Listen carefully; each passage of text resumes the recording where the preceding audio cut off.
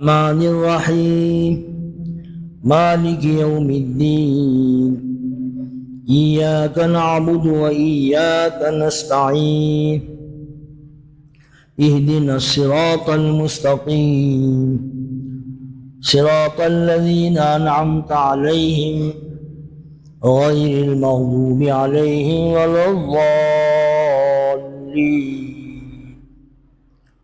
آمین۔ تو سورۃ الفاتحہ ہے یہ قرآن مجید کی سب سے پہلی صورت، سب سے اہم صورت، 7 آیتیں اس کی۔ پہلی 3 آیتوں میں اللہ تعالیٰ کی حمد اور تعریف ہے، آخری 3 آیتوں کے اندر بندے کی طرف سے اللہ کی بارگاہ میں دعا و درخواست ہے۔ سب سے زیادہ اس کی ضرورت کی جو چیز ہے وہ پوری دنیا، پوری زندگی پر حاوی اس کی ضرورت ہے، سیدھے راستے کی رہنمائی جس کو ہدایت کہتے ہیں، اس کی درخواست ان آیتوں میں ہے۔ تو اسلام کی 3 بنیادی عقائد ہیں جن کے بغیر کوئی مومن مسلمان نہیں ہو سکتا۔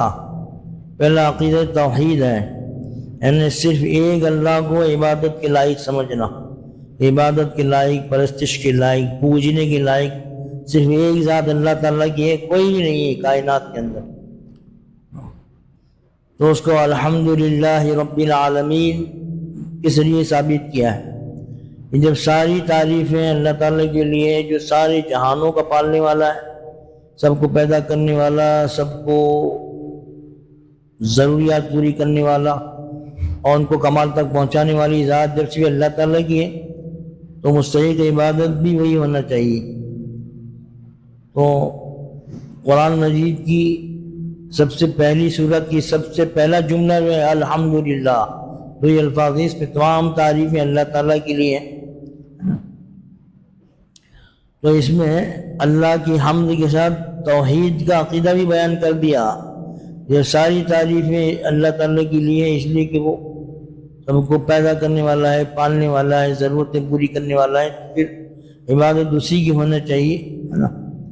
تو الحمدللہ جو ہے جہاں یہ اللہ کی تعریف ہے تو عبادت میں بہت بڑا اس کا حصہ ہے، بہت بڑی عبادت۔ حدیث پاک میں آتا ہے کہ اللہ تعالیٰ کہ کسی نعمت پر بندہ جب الحمدللہ کہتا ہے، نعمت پر شکر ادا کرنا چاہیے، تو اللہ تعالیٰ نے کرم کیا کہ اپنی تعریف کا طریقہ خود بتلا دیا کہ میری تعریف کرنے کا طریقہ یہ ہے کہ اس طرح سے کہا جائے الحمدللہ رب العالمین الرحمن الرحیم۔ تو کسی نعمت پر جب کوئی بندہ الحمدللہ کہتا ہے تو گویا کہ اللہ تعالیٰ نے جو اس کو نعمت دی ہے اس نے اس کا شکر ادا کر دیا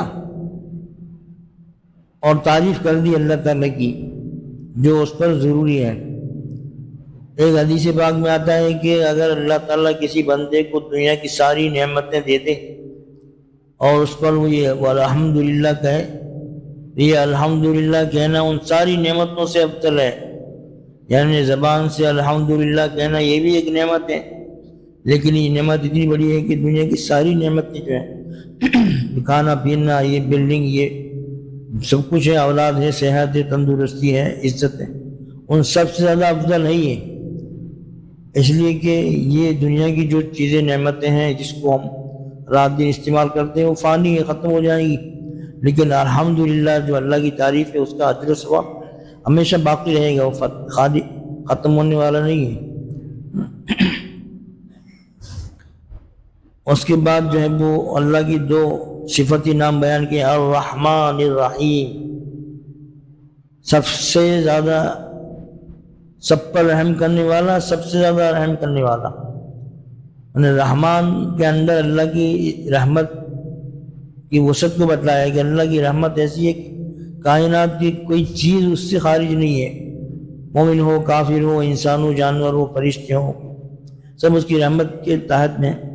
اور رحیم مطلب یہ کہ اللہ کی رحمت جو ہے آخرت میں خاص ہوگی، یعنی دنیا میں تو سب کو، جو اس کے وفادار ہیں ایمان والے ان کو بھی اللہ نے دے رکھا ہے،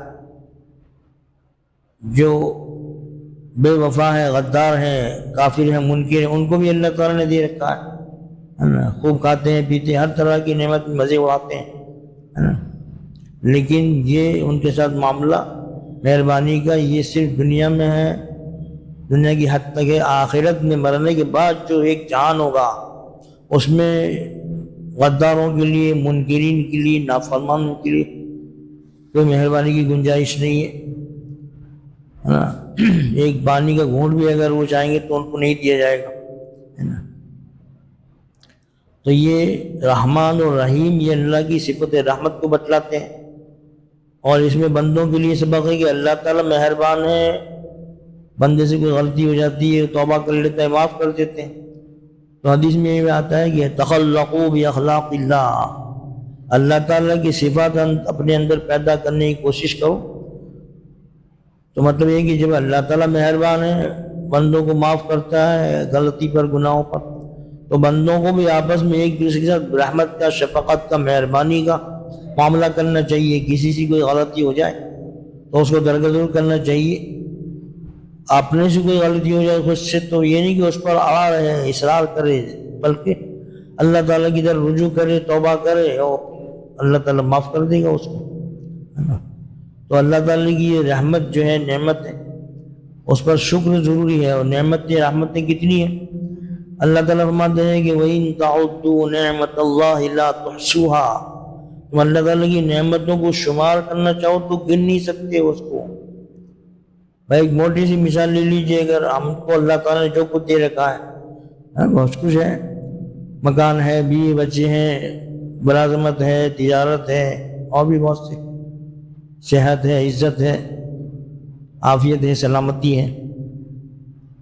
اب اگر ہم میں سے کوئی ارادہ کرے کہ بھائی جو اللہ تعالیٰ نے دیا نا ایک لسٹ بناؤ، فہرست بناؤ ہے نا، باورچی خانہ میں اس میں 50 چیزیں ہیں ہے نا، اور گھر کے اندر بہت ساری چیزیں ہیں، فرنیچر ہے، بلڈنگ ہے، یہ ہے، وہ ہے، پھر اپنا کوئی کاروبار ہے تو اس کے تو کئی دن لگ جائیں گے اس کو ہے نا۔ ہر چیز نعمت ہے اللہ تعالیٰ کی۔ اب غور کیجیے کہ یہ بھویں ہیں، یہ پلکیں ہیں، ڈھکن ہے نا، چند بال ہیں، لیکن اسی بڑی نعمت ہے کہ اگر اس کو موڑ دیں خدا نخواستہ کسی خاتون کے تو گھر میں اعتکاف کرنے کی وہ نکل ہی نہیں سکتی گھر سے باہر، حالانکہ وہ چٹکی بھر بال ہیں بھائی، ان کو ہے نا آپ الگ کریں تو ایک چٹکی میں آ جائیں گے نا۔ تو بال جیسی چیز ہے معمولی، اور ایک چٹکی بھر بظاہر کوئی حیثیت نہیں لگی، اللہ تعالیٰ کمال نہیں کہ اس کو ایسی جگہ پر اللہ تعالیٰ نے کہ وہ حسن و جمال کا باعث بن گیا ہے نا۔ وہ عورتیں بیچاری پریشان رہتی کہ اس کو کیسے کروائیں ہے نا، پھر وہ آپ کے بیوٹی پارلر والے روٹتے ہیں ان کو کہ بھئی یہ ایسا بولا تو وہ آدمی آئے گا نہیں، چلو اس کو اچھی طرح سے وہ شوہر کی کمائی وہاں پر لٹا کر آتی ہے، سمجھتی ہے خوبصورتی میری بڑھ گئی، حالانکہ ان بہوؤں کو بنانا، اس کے بال کو نوچنے کو ممانعت آئی ہے نا۔ حدیث پاک میں آتا ہے کہ قیامت میں 3 دفتر ہوں گے، ایک دفتر میں ساری نیکیاں طاعت لکھی ہوں گی، جب یہ نیکی کرتا ہے آدمی، ایک دفتر گناہوں کا ہوگا، جو گناہ آدمی سے ہو جاتے ہیں، اور تیسرا دفتر نعمتوں کا ہوگا، اللہ تعالیٰ نے کیا کیا دیا اس کو اپنی زندگی میں، کون کون سی نعمت، ساری کھانا پینا، ہوا، روشنی، صحت، تندرستی۔ اب اللہ تعالیٰ نعمت میں سے چھوٹی نعمت سے کہے گا کہ تم اس بندے کی نیکیوں میں سے اپنی قیمت وصول کر لو، تو وہ چھوٹی سی نیکی، چھوٹی سی نعمت، وہ آگے بڑھ کے اس کی ساری زندگی کی نیکیوں کو سمیٹ کر لے کھڑی ہو جائے گی۔ اللہ تعالیٰ پوچھیں گے کیا ہوا، کب یہ اس کی ساری زندگی کی نیکیاں ہیں وہ میری قیمت پوری نہیں ہوئی ابھی۔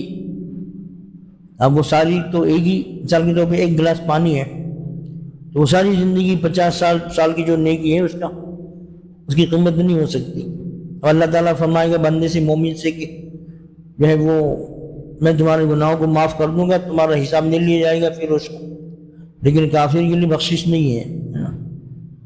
تو چھوٹی سے چھوٹی نعمت کی قیمت ہماری زندگی بھر کے اعمال نہیں ہو سکتے، نیکیاں تو نعمتیں اتنی ہیں کہ ہم گن ہی نہیں سکتے، چھوٹی بھی ہیں بڑی بھی ہیں، ہے نا۔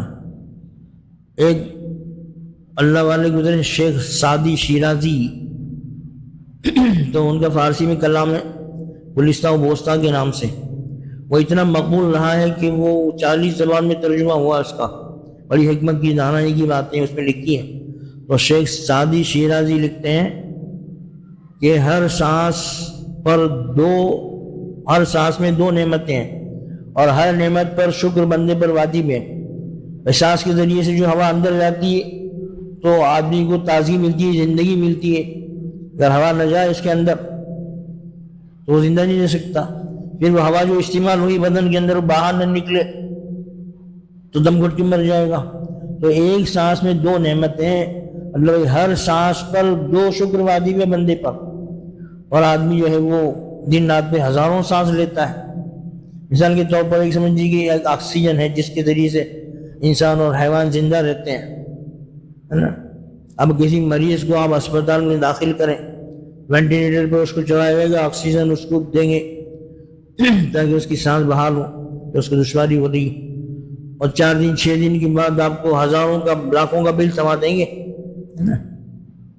حالانکہ بچپن سے ہر آدمی ہر انسان خوب سانس لے رہا ہے، رات دن میں 24,000 مرتبہ سانس لیتا ہے 24 گھنٹے کے اندر، اور 1 پیسہ نہیں خرچ کرتا۔ تو اللہ کی نعمتیں کچھ تو ایسی عام ہیں کہ ہر انسان کے لیے، بادشاہ ہو، فقیر ہو، امیر ہو، غریب ہو، مومن ہو، کافر ہو، سب کو میسر ہے۔ چاند سورج ستارے ہیں، بارشیں، ہوائیں، فضا ہے، یہ سب کے لیے عام ہے۔ پھر دوسرے نمبر پر خاص نعمتیں ہیں، جیسے مال ہے، دولت ہے، تجارت ہے، عزت ہے، اس میں کمی بیشی ہے، اللہ کے حکم کے مطابق کسی کو زیادہ دیا، کسی کو کم دیا۔ لیکن یہ دوسرے درجے کی جو خاص نعمتیں ہیں، مال، دولت، صحت، اولاد، تو اس کے مقابلے میں پہلی والی نعمتیں زیادہ قیمتی ہے، افضل ہے، چاند سورج ستارے، فضا وغیرہ سب۔ مثال کے طور پر آنکھ ایک نعمت ہے اللہ تعالیٰ کی، آنکھ سے آدمی دیکھتا ہے، اگر بینائی چلی جائے تو اس کے لیے پورا جہان اندھیرا ہو گیا، ہے نا۔ لیکن آنکھ جو ایک مرتبہ اٹھتی ہے دیکھتی ہے نا، تو وہ چند سیکنڈ کا عمل ہے۔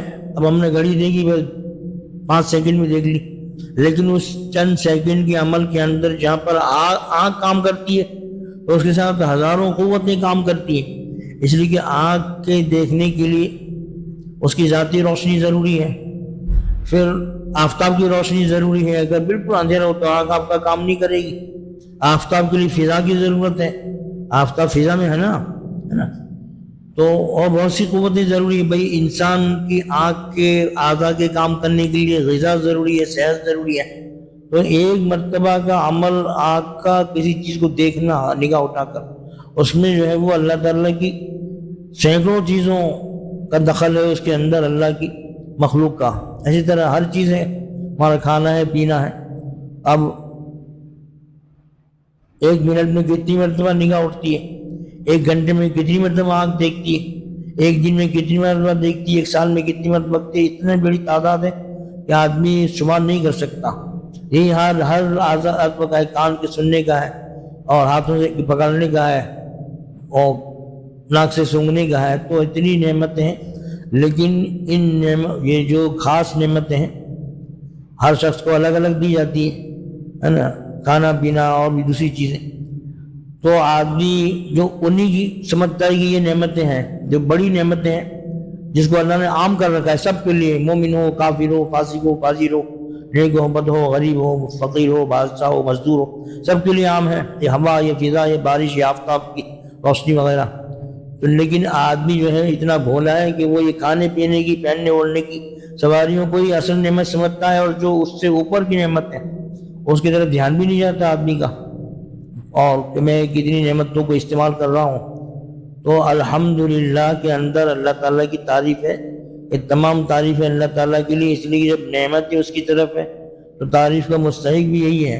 حدیث پاک میں آتا ہے کہ بندہ جب ایک مرتبہ الحمدللہ کہتا ہے تو الحمدللہ سے عمل کی ترازو آدھی بڑھ جاتی ہے. اعمال کی جو ترازو ہوگی نا وہ اللہ ہی جانتا ہے کہ اتنی بڑی ہوگی، اس لیے کہ اس میں بعض لوگوں کے اعمال تو پہاڑوں کے برابر ہوں گے، جیسے پیغمبر ہے، انبیاء ہے، شہداء ہے، تو وہ اس ترازو کا آدھا پلہ ایک مرتبہ الحمدللہ کہنے سے بھر جاتا ہے، اور اللہ اکبر کہنے سے آسمان زمین کے درمیان کا خلا بھر جاتا ہے.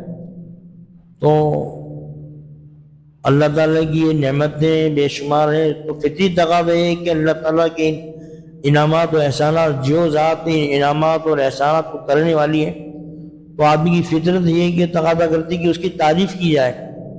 لیکن آدمی نہیں جانتا کہ اللہ کی تعریف کیسے کرے، تو اللہ نے کرم سے خود سکھا دیا اس صورت کے اندر کہ میری تعریف ایسے کہو، الحمدللہ رب العالمین الرحمن الرحیم. اللہ تعالیٰ سب پر رحم کرنے والا ہے، سب سے زیادہ رحم کرنے والا ہے. تو رحمان اور رحیم کے اندر جہاں اللہ تعالیٰ کی صفت رحمت مہربانی کی صفت کا بیان ہے، اس میں بندوں کے لیے بھی ہے کہ بندے بھی اس صفت سے فائدہ اٹھائیں اور ایک دوسرے کے ساتھ شفقت کا، مہربانی کا، نرمی کا معاملہ کریں، ہے نا. تو الحمدللہ رب العالمین میں توحید کا بیان ہو گیا کہ صرف ایک اللہ عبادت کے لائق ہے. الرحمن الرحیم جو دوسری آیت ہے اس میں رسالت کا بیان بھی ہے، اس لیے کہ جب اللہ تعالیٰ بہت ہی زیادہ مہربان ہے تو ظاہر ہے کہ اللہ کی مہربانی کا تقاضا ہے کہ انسان کو جو پیدا کیا ہے تو اس کو ایسے اندھیرے میں نہیں چھوڑا ہوگا، بلکہ اس کو زندگی میں کامیاب ہونے کا راستہ بھی اللہ تعالیٰ نے بتلایا. اور راستہ کن کے ذریعے بتایا؟ پیغمبروں کے ذریعے سے. اللہ نے اپنے خاص بندوں کو بھیجا تاکہ وہ انسانوں کو بتائے کہ ان کے دنیا میں آنے کا مقصد کیا ہے اور دنیا میں کس طرح زندگی گزارنے سے اللہ تعالیٰ راضی ہوتا ہے اور کن کاموں سے اللہ تعالیٰ ناراض ہوتا ہے. تو رحمان اور رحیم میں اللہ کی حمد بھی ہے اور ساتھ میں رسالت بھی ثابت ہے کہ اللہ تعالیٰ اپنی مہربانی کی وجہ سے بندوں کو ایسے نہیں چھوڑ دیا اندھیرے میں تو ان کو پتہ ہی نہ ہو کہ ہمارا مقصد حیات کیا ہے، ہم کو کس لیے بھیجا گیا ہے، ہم کو کیا کرنا ہے کیا نہیں کرنا ہے. پیغمبر آ کے بتلاتے ہیں، اللہ تعالیٰ کتاب بھی اتارتا ہے، وہ قانون ہوتا ہے کہ دیکھو ان کاموں کو کرنا ہے، نماز زکوٰۃ روزہ نیکی بھلائی، ان کاموں سے بچنا ہے، حرام کام سود زنا اور ساری چیزیں برائیوں سے بچنا ہے. تو الرحمن الرحیم کے اندر رسالت کا بیان آ گیا. تیسری آیت ہے مالک یوم الدین. وہ یوم الدین کے معنی عربی زبان میں بدلے کے ہیں اور حساب کے بھی معنی ہے. تو یہ اللہ تعالیٰ کی بھی صفت ہے کیا کہ اللہ تعالیٰ بدلے کے دن کا مالک ہے، حساب کے دن کا مالک ہے. اور بدلے کا دن اور حساب کا دن کون سا ہے؟ اسی کو قیامت کہتے ہیں، ہے نا. اس لیے ترجمہ کرتے ہیں کہ اللہ تعالیٰ بدلے کے دن کا مالک ہے، حساب کے دن کا مالک ہے. یعنی اس میں اللہ تعالیٰ کی تعریف کے ساتھ ساتھ جو ہے وہ عقیدہ آخرت کو بیان کیا ہے. آخرت کا عقیدہ جو ہے وہ اسلام کا انقلابی عقیدہ ہے.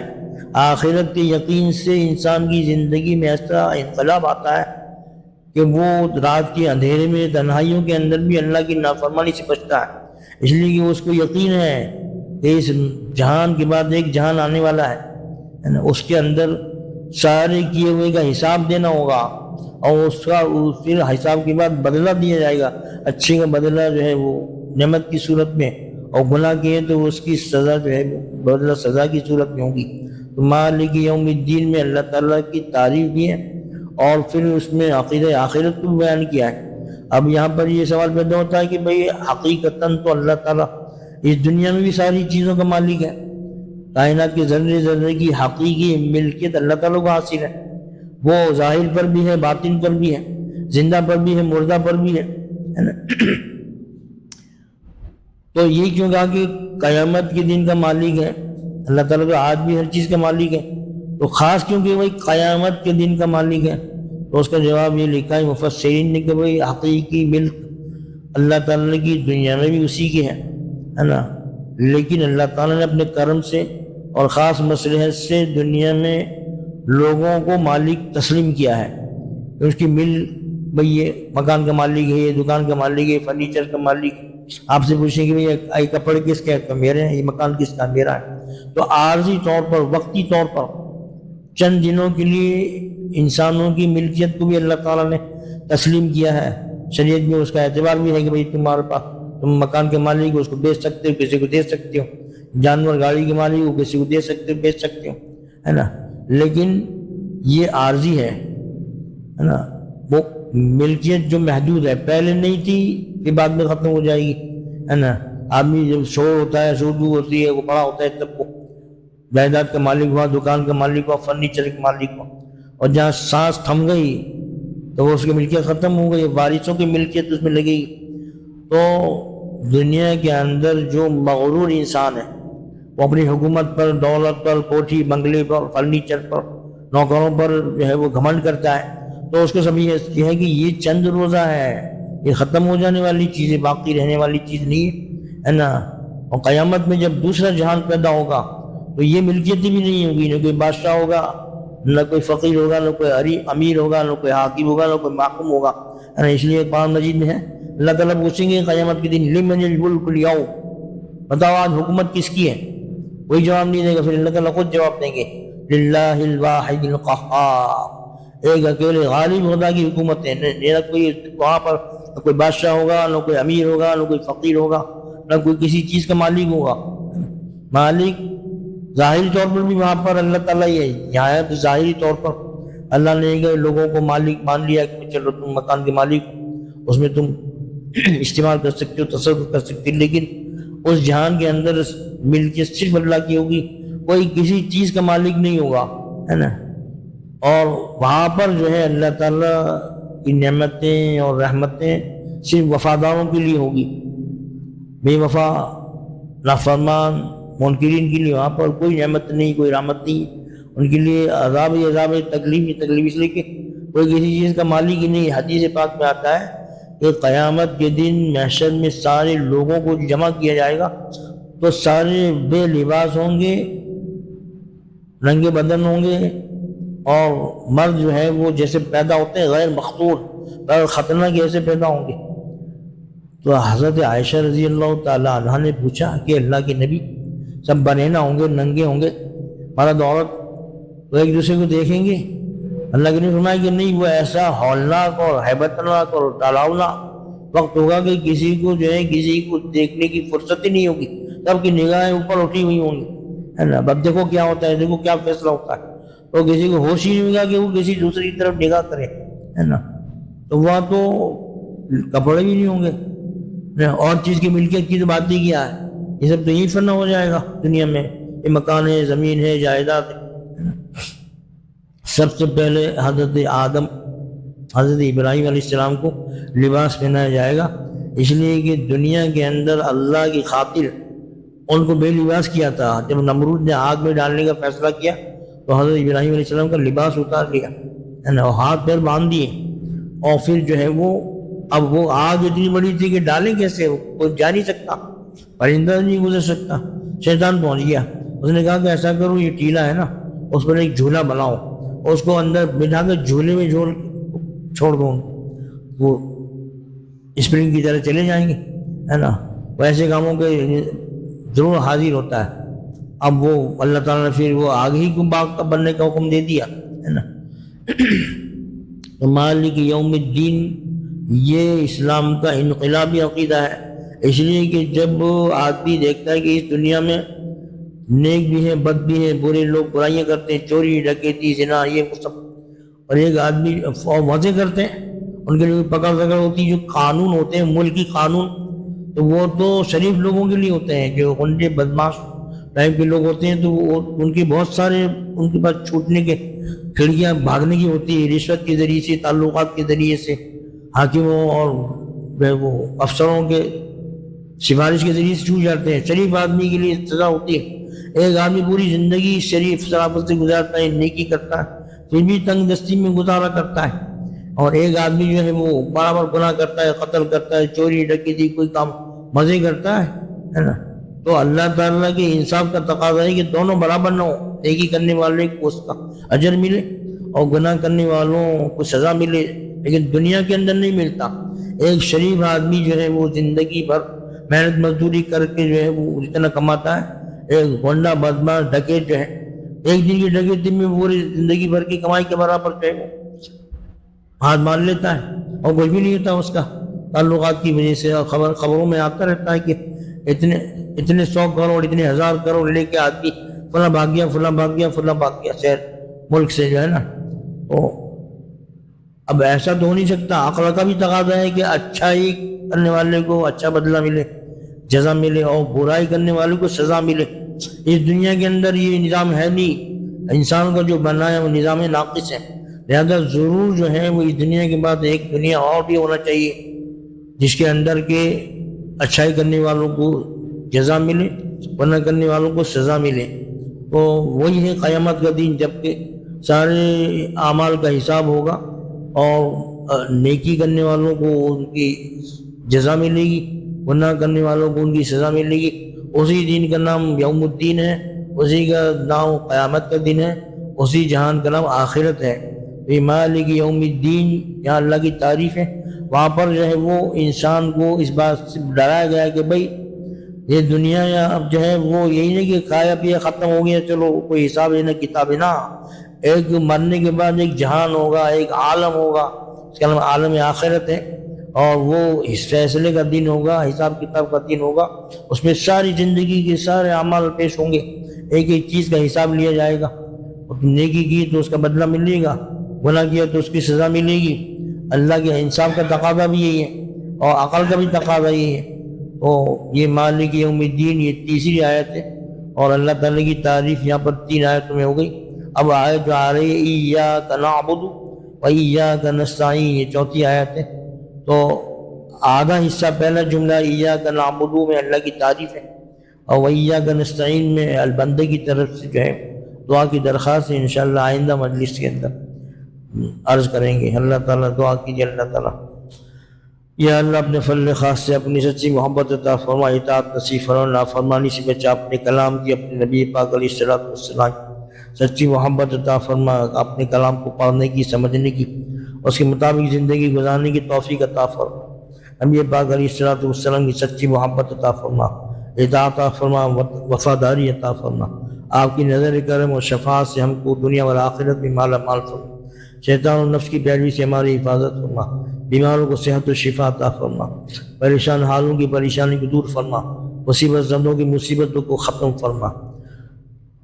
جن پر ظلم و ستم کیا جا رہا ہے ان کو، ظالموں کو ظلم سے نجات عطا فرما. اسلام اور مسلمانوں خواہ سازشیں ہو رہی ہے، منصوبے ان کو ناکام فرما. کافروں اور دشمنوں کی چالوں کو ان پر الٹا کر دے، ان کی چالوں کو ناکام فرما. اسلام اور مسلمانوں کی ترقی بہتری کے لیے جو کوششیں کی جا رہی ہے اس کو بہرحال فرما. کرنے والوں کو بہترین بدلہ نصیب فرما، ان کی مدد فرما، ان کی حفاظت فرما. تو خیر و بلائی اللہ کے نبی نے آپ سے مانگی، ہم کو عطا فرما. جس شر برائی سے اللہ کے نبی نے آپ کی پناہ چاہیے، ہماری حفاظت. ربنا تقبل منا انك انت السميع العليم وتب علينا انك انت التواب الرحيم. وصلى الله تعالى على خير خلقه سيدنا محمد وعلى آله وأصحابه أجمعين. سبحان ربك رب العزة عما يصفون وسلام على المرسلين والحمد لله رب العالمين.